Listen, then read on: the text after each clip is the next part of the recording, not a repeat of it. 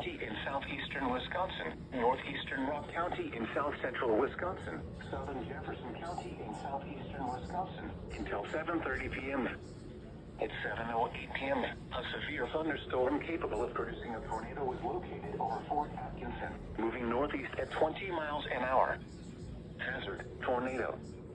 Source, radar indicated rotation. Impact, flying debris will be dangerous to those caught without shelter. Mobile homes will be damaged or destroyed. Damage to roofs, windows, and vehicles will occur. Tree damage is likely. Locations impacted include Whitewater, Fort Atkinson, Jefferson, Palmyra, Lake Koshkonong, Rome, Hebron, Helenville, and Lima Center. Take cover now. Move to a basement or an interior room on the lowest floor of a sturdy building. Avoid windows. If you are outdoors, in a mobile home, or in a vehicle, move to the I'm definitely trying to wrap here, and with how yourself from flying debris.